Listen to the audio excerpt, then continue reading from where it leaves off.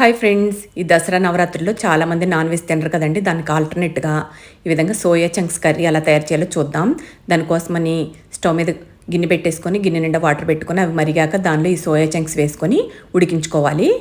ఇవాళ ఉడికాక దీన్ని పక్కన స్టవ్ మీద పెట్టేసుకొని ఇప్పుడు ఒక ప్యాన్ స్టవ్ మీద పెట్టేసుకొని దాంట్లో 2 స్పూన్ల బటర్ వేసేసుకొని దాంట్లో 2 యాలక్కాయలు, కొంచెం దాల్చిన చెక్క ముక్క, 2 లవంగాలు, ఒక బిర్యానీ ఆకు, కొన్ని కొబ్బరి ముక్కలు, కొన్ని జీడిపప్పులు వేసుకొని వేయించుకోవాలి. అవి అలా వేగాక కొన్ని అల్లం ముక్కలు కూడా వేసుకోవాలి. వెల్లుల్లి కూడా వేసుకొని కొద్దిగా వేయించుకున్నాక ఇప్పుడు ఇందులో 4 పచ్చిమిర్చి, అలాగే పెద్ద ఆనియన్ ఒకటి తీసుకొని అది కూడా నిలువుగా కట్ చేసుకొని ఈ విధంగా వేసుకొని కొద్దిగా వేగాక 2 టమాటాలు కట్ చేసుకొని అవి కూడా వేసుకోవాలి.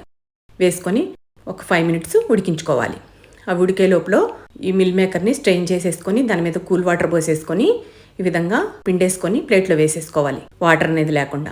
ఇప్పుడు ఈ మిల్ మేకర్ని పక్కన పెట్టేసుకొని ఇదిగోండి టమాటా ముక్కలు సాఫ్ట్ అయినాయో లేదో చూసుకుందాం. బాగా ఏం ఉడికిపోక్కర్లేదండి, ఇలా ఉడికితే చాలు. ఇప్పుడు వీటిని మిక్సర్ జార్లోకి తీసేసుకొని పేస్ట్ చేసేసుకోవాలి. ఇప్పుడు స్టవ్ మీద కళాయి పెట్టేసుకొని దానిలో 1 స్పూన్ బటర్ వేసుకొని దానిలో ఈ సోయా చంక్స్ వేసుకొని లైట్ గోల్డెన్ బ్రౌన్ కలర్ వచ్చేదాకా వేయించుకోవాలి హైలో పెట్టుకొని.